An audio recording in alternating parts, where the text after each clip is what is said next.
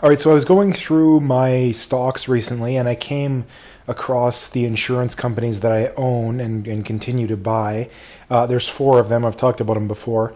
And I noticed that every single one of them is up on the year, despite the S&P being down in the year. And also, every single one of them has outperformed the S&P over the last 5 years. So I want to talk a little bit about that. First things first, if you get value out of the video, please like, subscribe, comment.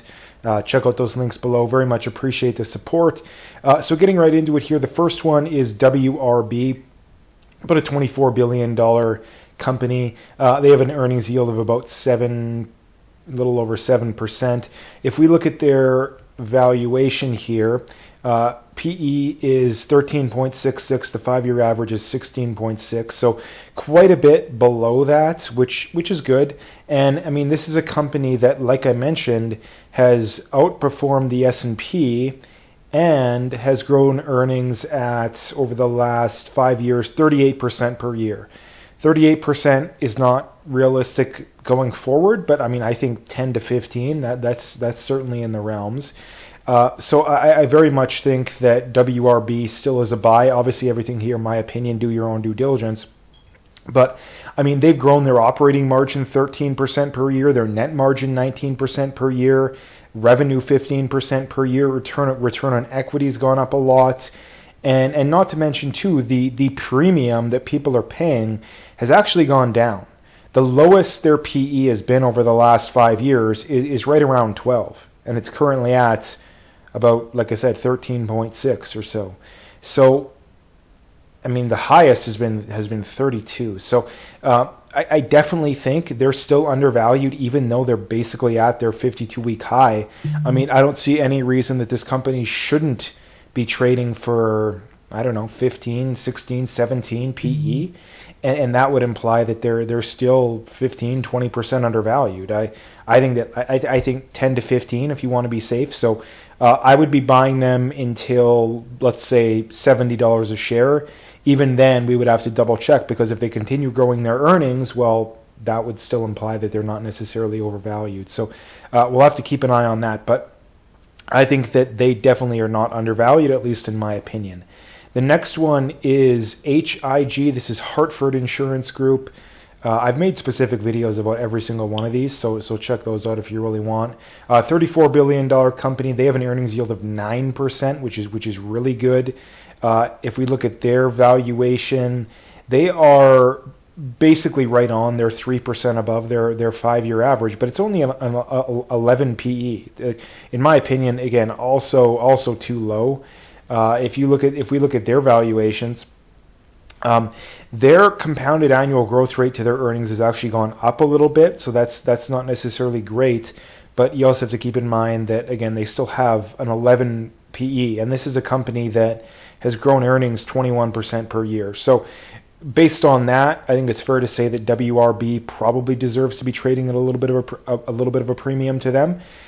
They've also grown operating margin and net margin not as fast as WRB, but they are still growing it. And I mean, they've also bought back 4.65% of their shares on an annual basis, which I believe WRB is around 1.5, which is still pretty good. But 4.65, that is a crazy amount of shares they're buying back. Revenue has grown well, return on equity has grown well. So I still think that they're a buy. They probably deserve, I don't know, a 13 to 15 PE. So again, I still think they're undervalued as well, probably in the same 10 to 15% range. They're actually very close to their 52-week high as well, but I still think they're undervalued.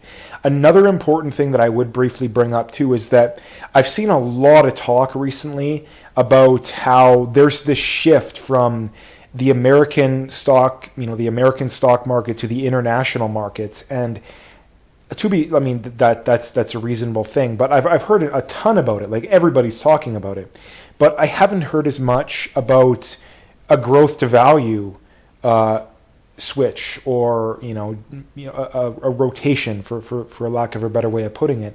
And honestly, I think the growth to value rotation might be more prominent than the American to international rotation. not because the American I don't think the American market necessarily deserves the premium that it trades at, but you compare it to these other markets and it's like, where else are you, even with the amount of uncertainty that's out there right now, there is nowhere that I think you can even argue deserves anywhere close to the same premium that the American market has. Because, I mean, you look at Europe. Europe overregulates and overtaxes themselves into oblivion. If you look at Asia, I mean, Japan, China, they have bad demographics. I mean, South Asia or Southeast Asia, you can make the argument, but I mean, do they really promote the the free market as much as they otherwise could? I would argue no. They're a good alternative, I think. I mean, if you look at India, India is one that's talked about a lot as well, but India, I think, has its own problems as well. I mean, they're still a third world country, I believe. And I mean, if you look at South America, I think South America certainly has a lot of potential. If I was to pick some of the best emerging market countries, it certainly would be some of the South American ones. But I mean, they could elect a crazy government and it completely flip on a dime, and it wouldn't surprise anyone. So everywhere has its problems. Like everywhere has its problems. So my whole point here is, I think the growth to value rotation, that might be even more important and prominent than the American to international rotation. And I think that these kinds of companies are a really good example of that, in my opinion. Obviously, I could be wrong. Next one, I have two more here I wanted to bring up. Primerica, this one, $9.5 billion, roughly 6.4% earnings yield. They trade at a little bit more of a premium than the other two. Yeah, they're at a 15.6 PE. The 5-year average is 14. If we look at their metrics here, they've grown earnings 14.4% over that time. They've just barely grown their margins. They bought back just under 4% of shares. Their price to earnings has grown a little bit. Return on equity has grown a little bit. Revenue has grown 13.4. This company, I mean, frankly, the other two look like they're definitely more of a value play than this one. But I mean, growing earnings 14.4% per year, that's still a little bit faster than the S&P is growing. And I mean, the S&P has historically like a 17, 18 PE. This company has about a 15.5. I think that this company is probably about fair value, maybe a tad undervalued. I mean, they're currently at 292. Let's say, I'd say, but 290, 300 a share is probably about fair value. I mean, if they went over 300, that's where I would stop buying. Again, I'm not digging super deep in here, but that's just bird's eye view. That's what I would guess. I really like that they're buying back shares aggressively as well. This is something that I think is underrated as well. So good to see as well here. I still think that they're a buy. The last one is KNSL. This one, it might be a little bit hard to argue it's a value play. About $11 billion market cap, earnings yield 3.8%. And the reason that I say it's probably hard to argue that it's a value play is because the PE is a little over 26, but the 5-year average is 39. I think that you could debate this company is a little bit expensive where it's at right now, but if we look at its metrics here, they've grown earnings 59% over the last 5 years. Operating margin has grown 39%. Net margin's grown 18%. And not to mention, too, the compounded annual growth rate to their PE is actually negative 18%, meaning the fundamentals of this company are growing faster than the rate at which people are willing to pay. Return on equity has grown 20%. Revenue has grown 36%. So, I mean, based on these numbers, this one clearly deserves the largest multiple and probably by a fairly wide margin. Is 26 PE too high? It's tough to say. At the end of the day, it all comes down to, do you think it can maintain these high levels of growth? I think yes. Frankly, I'm still buying it. But I think that of all of them, this one is the most risky. Not that I think it's necessarily super risky compared to the average stock. but I mean, all stocks are risky. You have to keep that in mind. But I think that I'm still buying simply because it's well below its historical average. This is the one that I'm monitoring the closest, because this is the one that I think you have to be the most careful with, because they do trade at a little bit of a high multiple. But if they can continue growing even close to where they've historically grown, they definitely deserve that multiple. But I mean, if you look at the metrics on this company, their profitability is very, very good. Management's doing a very good job. They're growing extremely fast. Their balance sheet is really good. Analysts are moderately bullish. So to me, it's still a buy, but this is the one that I'm being the most careful with. But you also have to keep in mind, like I said, every single one of these companies is up on the year, and yet the S&P is down, right? And yet the S&P is down. So that's why I like these companies.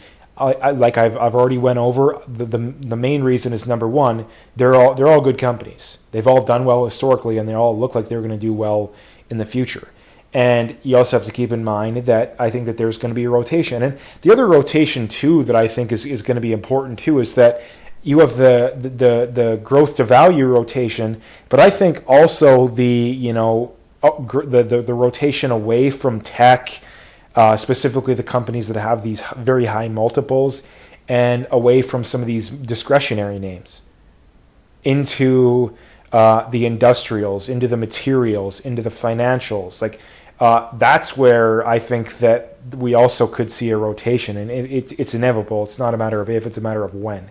So that is something that I wanted to bring up, just because I thought it was quite interesting that every single one of these companies is up on the year. Every single one of these is beating the S&P over the last 5 years, and all but one of them is trading at a significantly lower multiple than the S&P. And I mean, if you look at KNSL, they're up about 400% over the last 5 years, and the S&P is up about 130, 140, I believe. So they've 3x'd the S&P. So I mean, that definitely deserves to trade at a premium compared to the S&P, right? I mean, there's a lot of companies that are not up 400% that traded a big premium even to KNSL. So that's another thing to keep in mind. I'm going to leave the video there. If you got value, like I mentioned at the start, please like, subscribe, comment, and stay tuned for more.